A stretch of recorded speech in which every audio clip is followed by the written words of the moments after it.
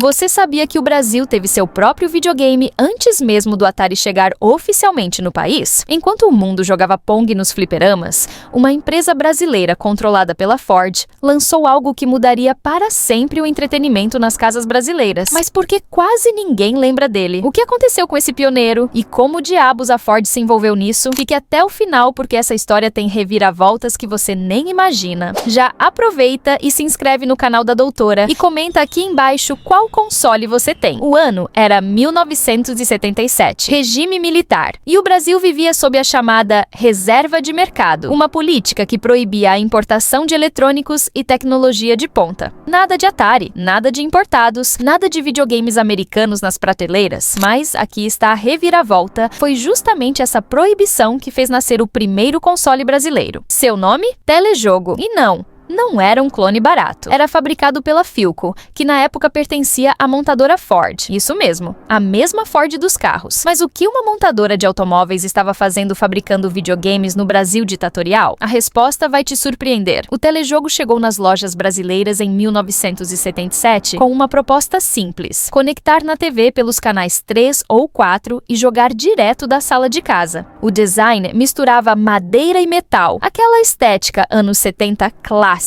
Mas aqui vem o detalhe interessante. Os controles eram fixos no corpo do aparelho. Você não podia ficar longe dele. Todo mundo tinha que se reunir em volta do console, como se fosse um ritual familiar. Os jogos tinham apenas 3 opções: tênis, futebol e paredão, todos baseados na mesma mecânica do Pong. 2 tracinhos verticais rebatendo um quadradinho na tela. Era simples, mas para a época era totalmente revolucionário para o Brasil de 1977. Pensa bem, estamos falando de um país onde fliperamas ainda eram raros fora de São Paulo e Rio. De repente, você podia ter essa tecnologia dentro de casa, mas tem um porém. O telejogo tinha um problema escondido em sua própria tecnologia. Os jogos vinham gravados na memória. Não tinha cartucho, não tinha como trocar, você comprava o console e tinha aqueles 3 jogos para o resto da vida. Quanto tempo você acha que as pessoas aguentariam jogar só tênis, futebol e paredão? A Ford Philco percebeu isso e em 1979 lançou o Telejogo 2. O Telejogo 2 trouxe 2 mudanças cruciais: controles destacáveis, finalmente você podia jogar de longe, e 10 jogos em vez de 3. Hóquei, basquete, tiro ao alvo, mas no fundo todos ainda eram variações da mesma coisa. A base visual e mecânica continuava limitada. Mesmo assim, fez sucesso. Tanto que outras empresas brasileiras começaram a copiar a ideia, criando uma onda de TV-jogos nacionais. Por alguns anos, parecia que o telejogo dominaria o mercado brasileiro. Mas aí aconteceu algo que mudou tudo, e não foi o lançamento do Atari. Em 1980, chegou ao Brasil um console que a maioria das pessoas esqueceu: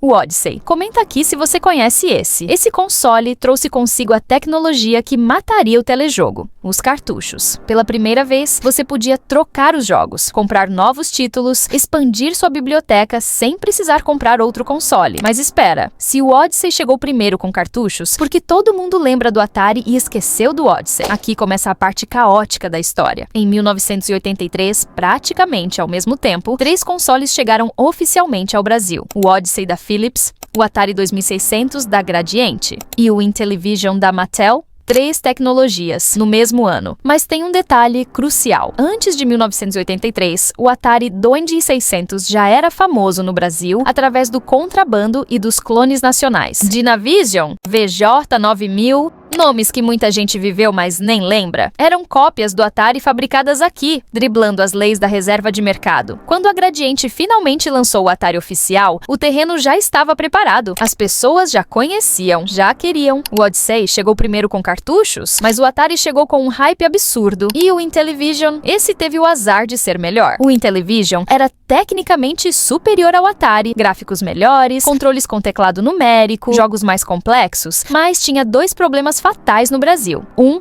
era mais caro. 2, tinha menos jogos disponíveis localmente. Enquanto o Atari explodiu em popularidade, legal ou pirata, o Intellivision ficou como aquele console caro que o filho do vizinho rico tinha. Resultado? O Atari dominou, o Odyssey sumiu, o Intellivision também.